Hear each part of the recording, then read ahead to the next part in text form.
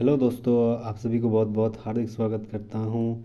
आज हम पढ़ेंगे खोट्ठा भाषा के खोट्ठा व्याकरण में प्रत्यय और उपसर्ग के एमसीक्यू। तो बिना देरी किए शुरुआत करते हैं। सबसे पहला है कि बेलूरा शब्द बे की हक है। तो बे और हम लोग उपसर्ग के बारे में पहले हम लोग जानते हैं और प्रत्यय के बारे में जानते हैं। प्रत्यय क्या होता है? प्रत्यय क्या होता है कि दो शब्दों को मिलावट होता है प्रत्यय। ठीक है, दो शब्दों को मिल गया, उसी को प्रत्यय बोलेंगे। और प्रत्यय मिलने के बाद एक नया शब्द प्रकट होता है, वही होता है आपका प्रत्यय हो जाएगा। ठीक है, जैसे मान के चलो ओढ़ लिखे, ओढ़ ओढ़, तो अगर नी जोड़ लिख देंगे नी, तो क्या हो जाएगा? ओढ़नी। ठीक है, तो इसी तरह हो गया प्रत्यय, है ना। दो शब्द को जोड़ दिए तो अगला शब्द मतलब उसकी विशेषता चेंज हो जाती है। उसी प्रकार अगर हम उपसर्ग के बारे में पढ़ें तो उपसर्ग आपका आगे की तरफ जुट जाएगा। कोई भी शब्द के आगे की तरफ जुट जाएगा और वो दो शब्द का भाव चेंज कर देगा, उसी को उपसर्ग बोलेंगे। जैसे मान के चलो अगर हम लिखें मान, ठीक है, अगर हम लिखें मान, क्या लिखें? मान। अगर इसमें हम जोड़ देंगे अप, क्या जोड़ देंगे? अप, तो क्या हो जाएगा? अपमान हो जाएगा। ठीक है, उसी तरह अगर हम लिख दिए खंड, खंड, जैसे हम खंड लिखें तो इसके आगे अगर हम लिख दिए परा, तो क्या हो जाएगा? पर अगर जोड़ देंगे तो प्रखंड हो जाएगा। ठीक है, तो उम्मीद करता हूँ आपको समझ में आ गया होगा प्रत्यय और उपसर्ग क्या होता है। तो बहुत ही शानदार तरीके से आज हम एमसीक्यू में देखेंगे प्रत्यय और उपसर्ग को खोट्ठा व्याकरण में। तो सबसे पहला सवाल है, बेलूरा शब्द है बे की हक है। बे क्या होता है? यहाँ पर बे दिया हुआ एक मूल शब्द है। बे कैसे मूल शब्द है? क्योंकि लूरा शब्द जो है, लूरा लूरा कुछ होता नहीं है, मतलब बे पर ही सब कुछ टिका हुआ है। ठीक है, तो बेस पर ही सब कुछ टिका हुआ है, इसीलिए ये क्या हो जाएगा? आपका मूल शब्द। बेलूरा क्या हो जाएगा? मूल शब्द है। ठीक है, नेक्स्ट सवाल देखते हैं। नेक्स्ट सवाल है कि लीलज, लीलज में लज की हक है। लीलज में लज की हक है। बस सेम सेम देखते हैं, क्योंकि लज जो है, लज लज जो है, लज ये आपका मूल शब्द हो जाएगा। क्यों? क्योंकि ली का मतलब, ली जो है ये ली का पूरा कार्यभार लज पर आप पड़ा है। ठीक है, तो लज पर ज़्यादा फोकस है, इसीलिए ली लज हो गया, आपका मूल शब्द हो गया। नेक्स्ट सवाल है तीसरा नंबर कि निखौका, निखौका शब्द नी क्या है? अब यहाँ देखना है, अब यहाँ देखना है हम लोग नी। ठीक है, तो नी क्या है? तो नी जैसे मान के चलो लिखते हैं खौका, खौका मतलब खाने वाला आदमी, ज़्यादातर ज़्यादा खाने वाला आदमी, इसका मतलब मीनिंग निकल रहा है। अब इसके अगर हम आगे जोड़ देंगे नी खौका, ठीक है, तो आगे जुट गया, आगे जुटा ना। तो जैसा कि हम लोग अभी शुरुआत में देखे, आगे जुटने वाले शब्द को क्या बोलते हैं? उपसर्ग बोलते हैं। क्या बोलते हैं? उपसर्ग। तो नी क्या हो जाएगा यहाँ? Option number right, A option number right आपका हो जाएगा उपसर्ग। चौथा नंबर देखते हैं कि घर फोरा, घर फोरा शब्द एक घर की हक है। अब घर फोरा, घर जैसे घर लिखें उसके बाद फोरा लिखें, ठीक है, तो घर आगे की तरफ जुट जाएगा, इसका भी मीनिंग होता है, इसका भी मीनिंग होता है, मतलब। और ये जब जुट गया तो एक नया विशेषण, एक एक नई प्रकट होता है शब्द का, इसीलिए घर आगे जब जुट रहा है तो आगे मतलब आगे option number right, A option number right हो जाएगा आपका। तो उपसर्ग हो जाएगा। घर फोरा में घर क्या हो जाएगा? आगे जुट रहा है मतलब उपसर्ग हो जाएगा। फिर अगला सवाल देखते हैं कि दर पका शब्द दर उपसर्ग के चलते मूल शब्द क्या माना है? मतलब दर पका में उपसर्ग, दर पका शब्द दर, दर अगर पका लिखें, पका और दर अगर हम लिखें तो ये उपसर्ग के चलते मूल शब्द क्या माना है? मनस, तो आपका राइट आंसर हो जाएगा ऑप्शन नंबर बी। बी क्या कहता है? शब्दक अर्थ है विशेषता आयल है, मतलब देख दर और पका जुड़ेगा तो दर पका हो जाएगा, दर पका।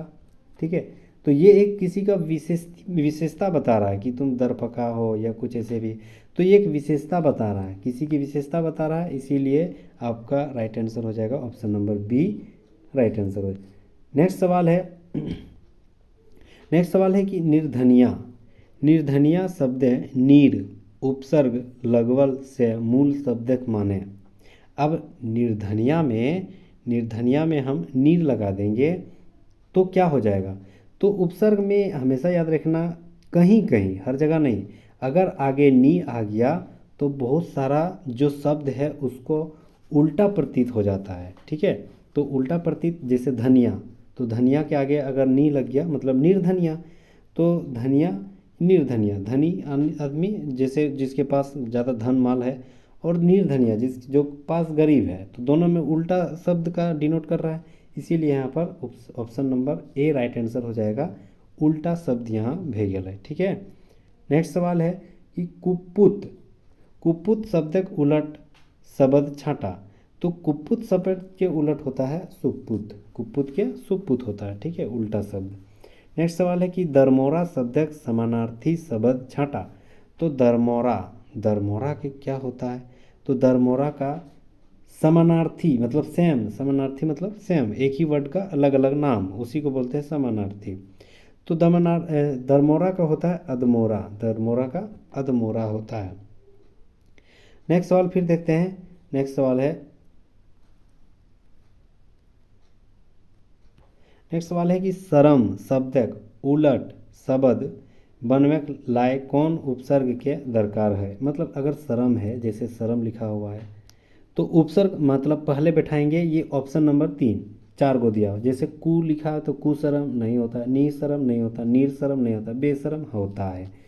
तो ऑप्शन नंबर ए आपका राइट आंसर हो जाएगा, बेशरम होता है। तो बे क्या हो गया आपका? उपसर्ग हो गया।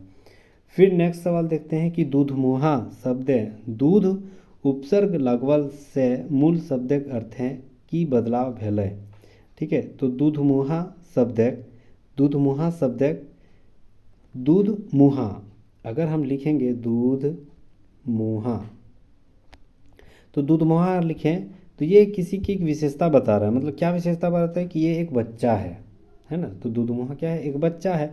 तो ये एक विशेषता बता रहा है, याद रखना, कहीं कहीं विशेषता भी बतलाएगा, ठीक है। तो आपका option number B right answer हो जाएगा, दूध मुहा वाला। नेक्स्ट सवाल है 11 नंबर। सवाल है कि बेगर जानल शब्द एक समानार्थी शब्द छाँटा। मतलब बेगर जानल मतलब जो कुछ पहले जानकारी नहीं होता है उसी को बोलते हैं बेगर जानल खोट्ठा में।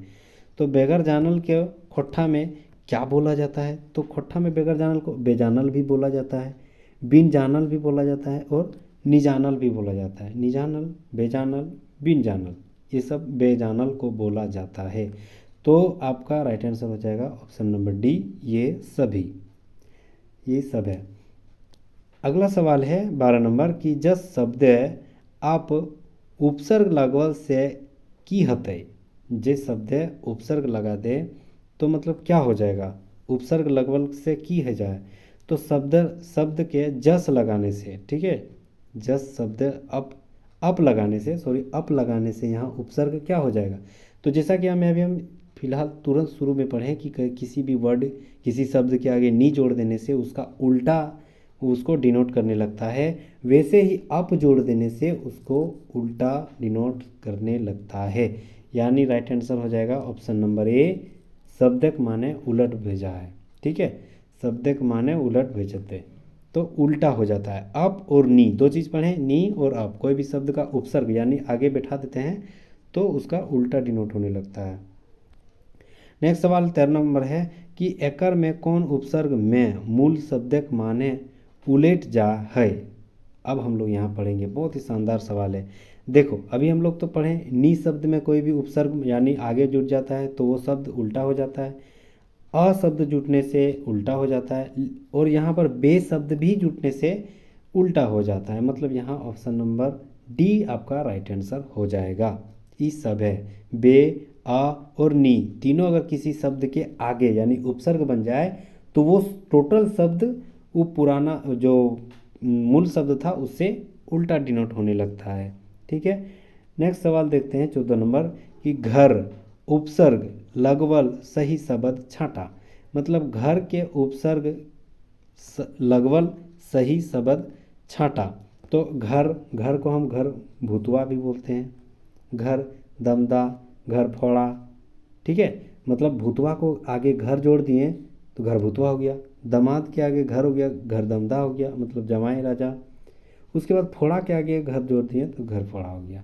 मतलब आपका राइट आंसर हो जाएगा ऑप्शन नंबर डी, ई सब है।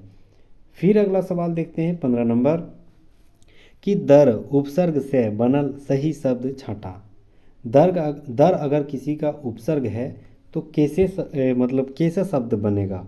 तो कैसा शब्द बनेगा, अगर मोरा शब्द के आगे दर लिया तो दर मोरा हो जाएगा। ठीक है। पाकल शब्द के अगर आगे दर दर बैठा दे दर पाकल हो गया। पौड़ा के आगे दर बैठा दिया दर पौड़ा हो गया। मतलब ऑप्शन नंबर डी आपका राइट आंसर हो जाएगा, ई सब है। ठीक है। नेक्स्ट सवाल देखते हैं। नेक्स्ट सवाल है कि अप उपसर्ग से बनल सही शब्द छाँटा। अप उपसर्ग से बनल सही शब्द छाँटा। तो अप उपसर्ग से मतलब अप एक उपसर्ग है, तो उपसर्ग को कहीं अगर बैठाएंगे तो उस शब्द का एक नया मीनिंग निकलना चाहिए, उसी को हम बोलेंगे उपसर्ग। ठीक है। तो अप को अगर हम रूपी के आगे बैठा दें तो अपरूपी हो जाता है। ठीक है।